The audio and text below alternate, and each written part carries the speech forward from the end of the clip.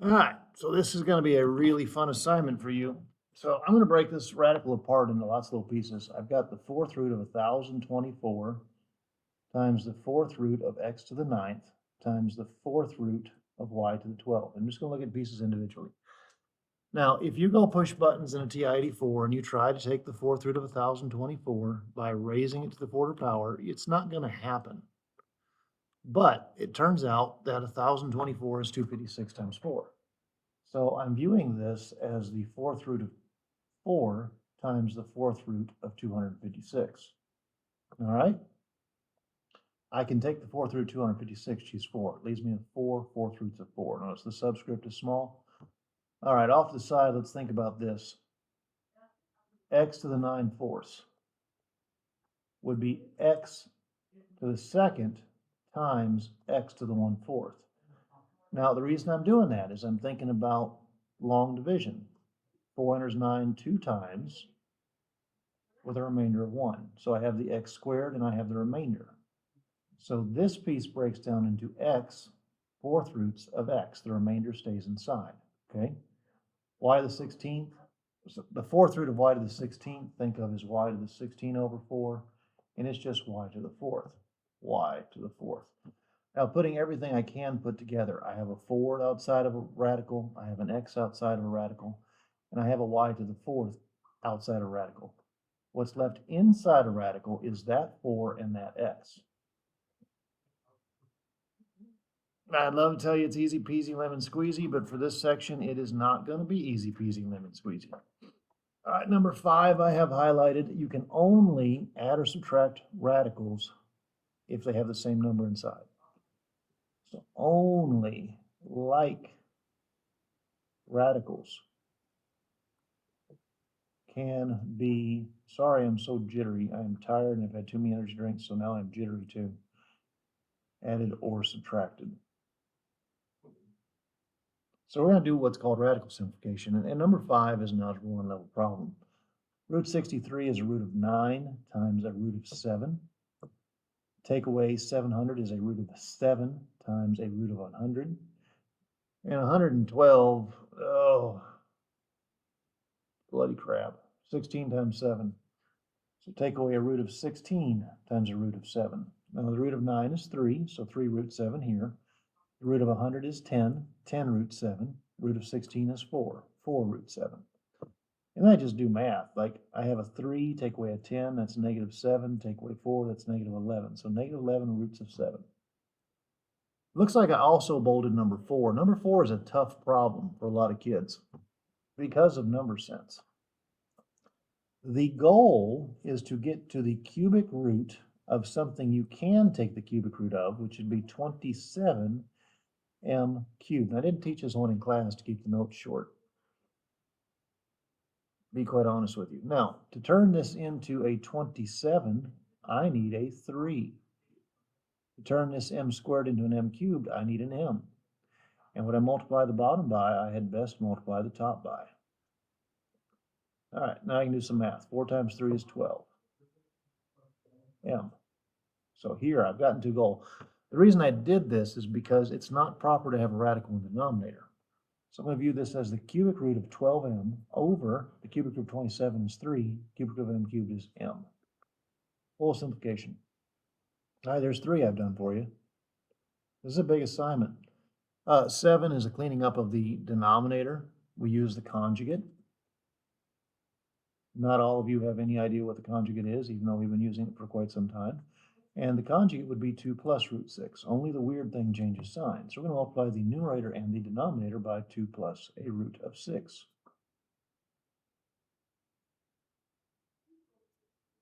We're just going to FOI, or use the distributive property up top. 3 times 2 is 6, plus 3 root 6. If you like the box, use the box on the bottom. Nothing wrong with the box. 2 minus root 6, 2 plus root 6. I'm sure some of you are like, man, algebra 2 is not what I thought it would be. I don't know what you thought it'd be, but I guarantee you it's not what you think it is.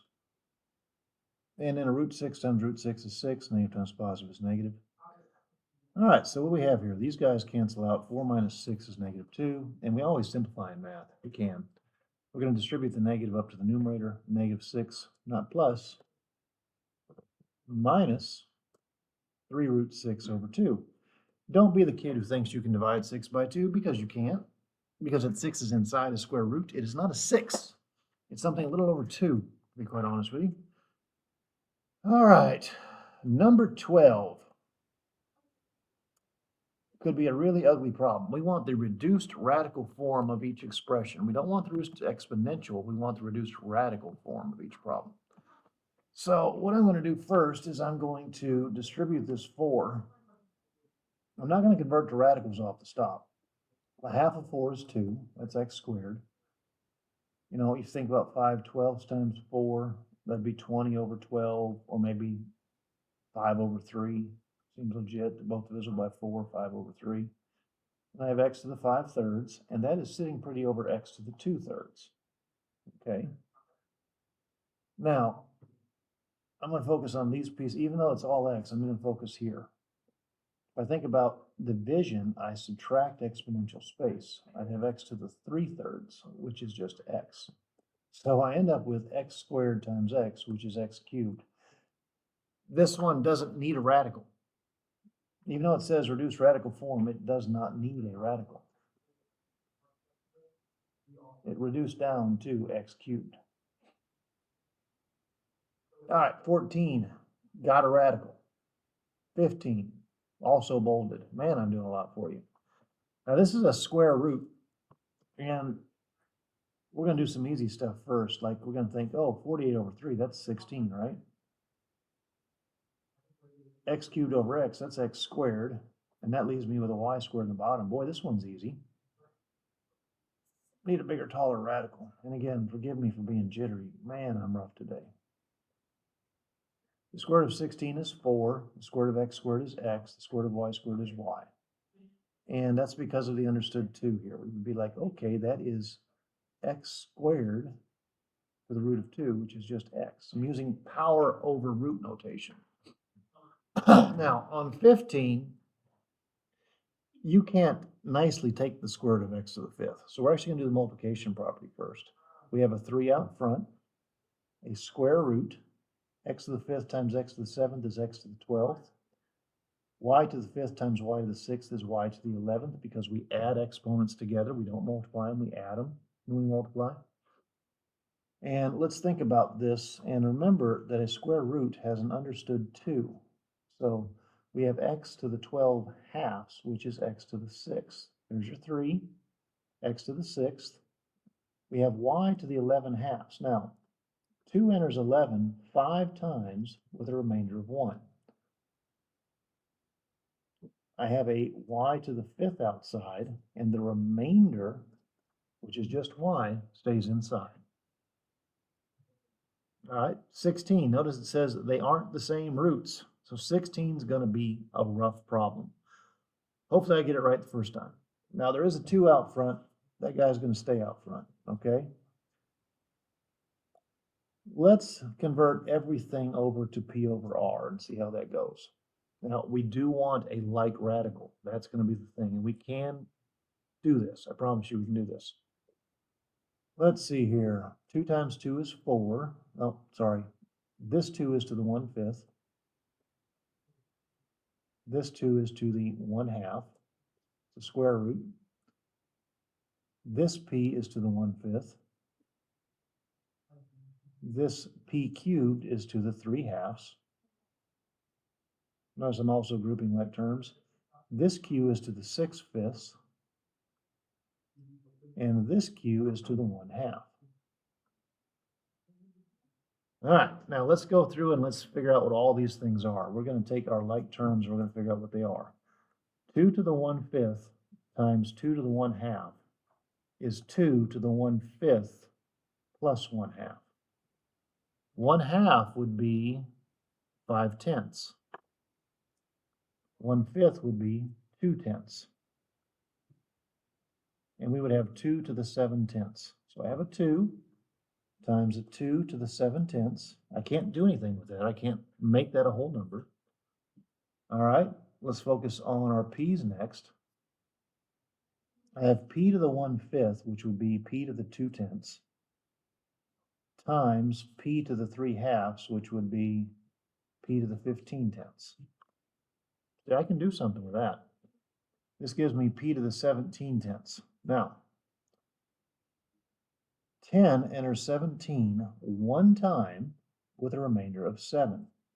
So, what I actually have here is I have a single p times a p to the 7 tenths. All right, moving forward, we got our q's here. Let's convert to tenths. Q to the 12 tenths times q to the 5 tenths.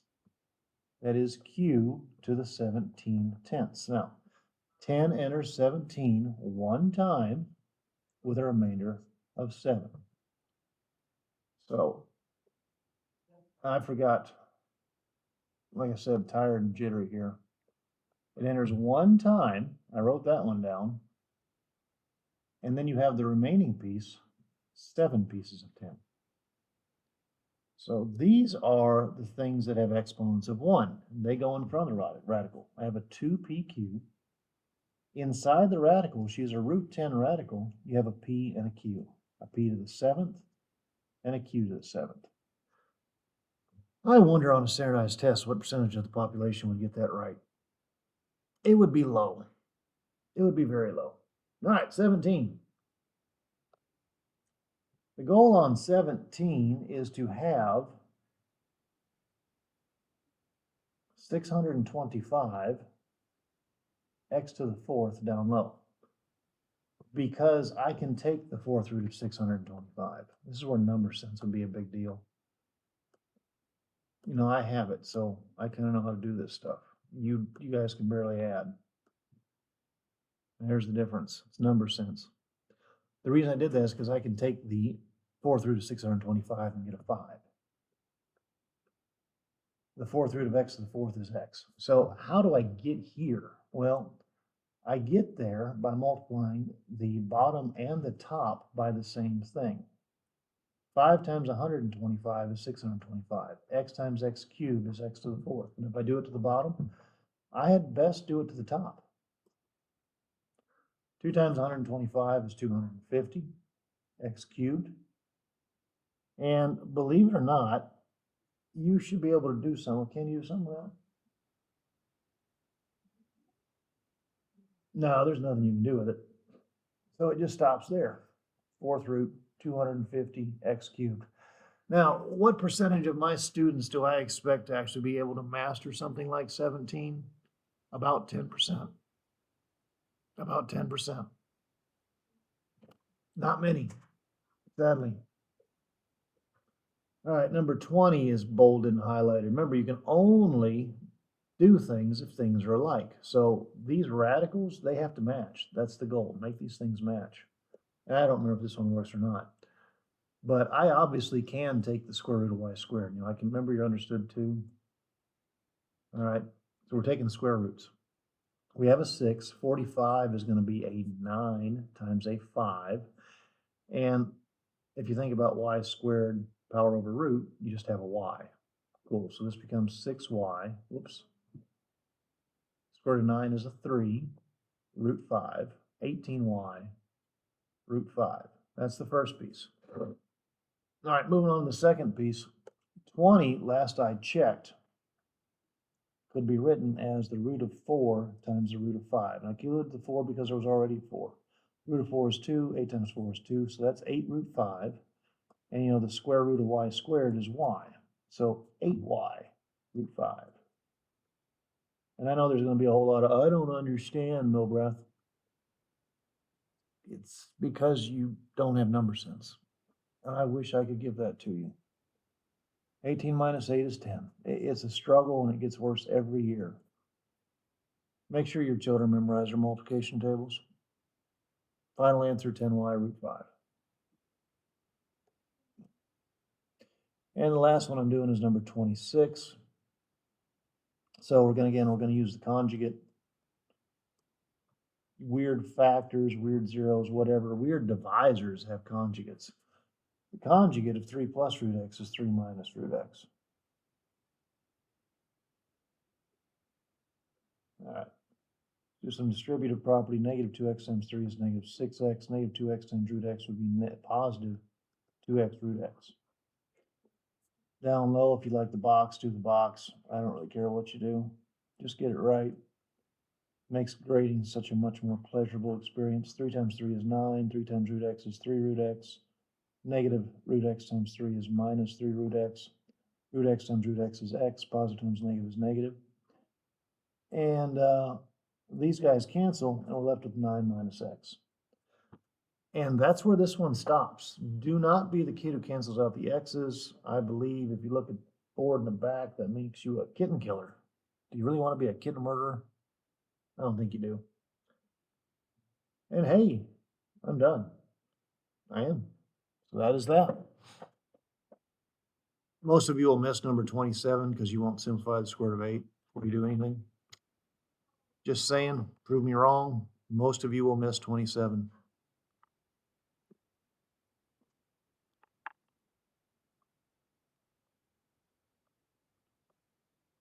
Because you won't simplify. That's why you'll miss it. Prove me wrong. That's a challenge, by the way.